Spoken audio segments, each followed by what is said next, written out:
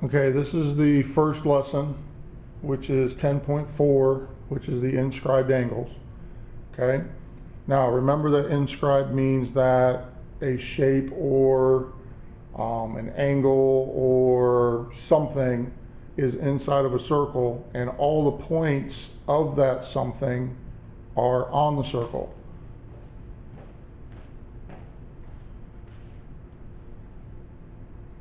So, when you have an inscribed angle that is inside of a circle,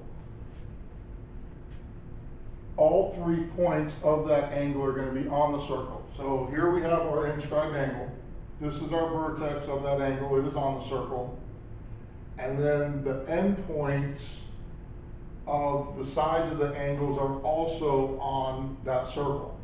So this is your intercepted arc right here. Okay? It's the arc that is in between the 2 endpoints of the inscribed angle. Now, when you have that, okay, the measure of the inscribed angle is going to be half of the measure of its intercepted arc. So,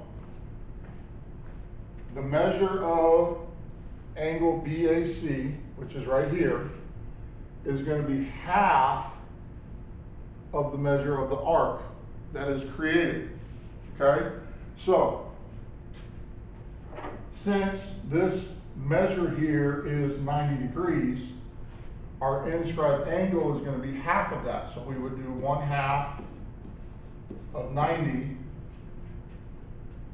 which of course is going to be 45. So this angle here is going to be 45 degrees. You guys know I can't write on this thing. Okay? So whenever you're looking for either the measure of the arc or the measure of the inscribed angle, okay, you're either going to double or you're going to have it. All right? If they want the inscribed angle, you're going to do half of the measured arc. If they give you the inscribed angle, then you're going to double it to get the arc. Okay? So it's pretty much that simple. Now, if you have 2 inscribed angles that cross the arc at the same place, then that means that they are congruent. So we have our one inscribed angle here. This angle goes to B and D, and then we have this inscribed angle here that also goes to B and D. And since they go to the same place to make their intercepted arcs, that means that they're going to be congruent. So that means that A is going to be congruent to C, and B is going to be congruent to D, because B also goes to A and C, and D goes to A and C. Okay? So we actually have 2 separate types of inscribed angles that are congruent. All right? So if, let's say that this inscribed angle is 40, then that means that this inscribed angle is 40. Okay? Which means that our intercepted arc is going to be 80. All right? And the same thing goes for the other side. All right? Let's say that this is 10 degrees.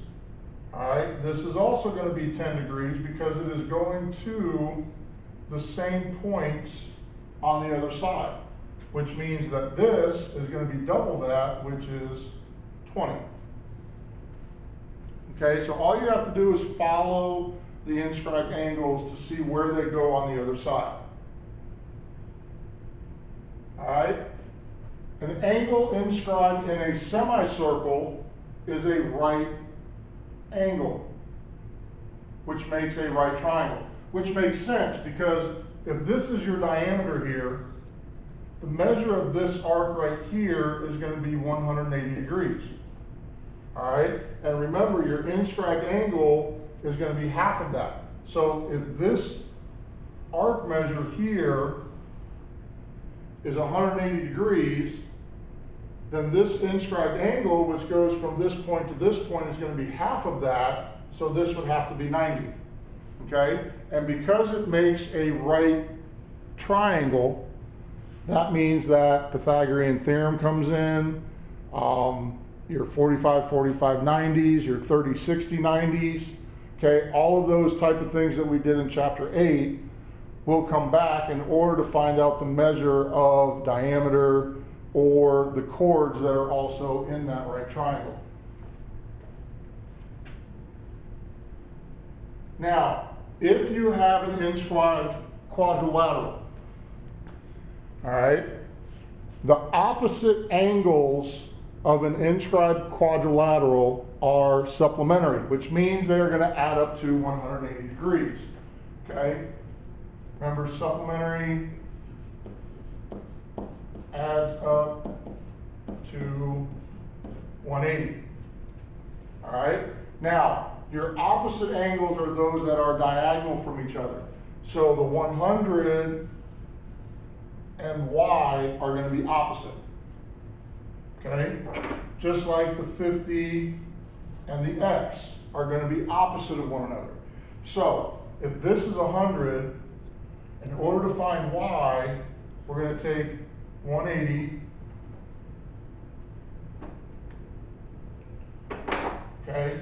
To find y, we're going to take 180, subtract from 100 to get 80. So that means that this is going to be 80 degrees.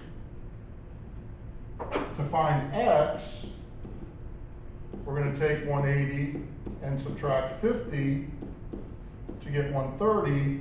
So this would be 130. Okay, so if it's a quadrilateral, your opposite angles that are inscribed are always going to add up to 180 degrees. All right. So, to review, your inscribed angle is always going to be half the measure of the intercepted arc. If you have two inscribed angles that have the same intercepted arc, that means that they are going to be congruent. If you have an angle inscribed in a semicircle, then that inscribed angle is going to be a right angle. Remember, you get a semicircle when you have the diameter, and that inscribed angle is going to the endpoints of that diameter, and it creates a right triangle, so Pythagorean theorem and all that comes in. And then if you have an inscribed quadrilateral, your opposite angles of that inscribed quadrilateral are going to be supplementary, okay? Now, you guys know I love the Star Trek symbol. I use it all the time, okay? On this one, okay, we have a central angle because we have A, which is the center of our circle, all right, and that is going to B and D, just like the inscribed circle, C is going from B to D, all right? So, on this one, okay, this is our inscribed, 47 degrees, which means the measure of our arc is going to be double that. So we do 47 times 2 to get 94. That also means that our central angle is going to be 94 degrees. Okay? Now, let's say that I take these out. Let's take this out. Let's take that out. Let's take that out. Okay? So now we just have this. All right? I want to find out what that angle is. Okay? In order to find out what that angle is, okay, if I follow the sides of the inscribed angle, I know that I have to find out what this is. Okay? So if I told you that this arc was 120 degrees, and I told you that this arc was 110 degrees, okay, I'm able to find out what this is, because remember, a circle is 360 degrees. So if I add these together, 120 plus 110, I get 230, okay? We know that a circle is 360 degrees, so if I subtract the 230 from the 360, I get 130 degrees, so this would be 130 degrees. And then our inscribed angle is going to be half of that, so if I take the 130 and divide by 2, I will get 65. So that means that my inscribed angle is 65 degrees. Okay? If you have any questions on this lesson, feel free to post a question on the discussion that is listed in the folder for this lesson, and I will get back to you as soon as possible. Okay?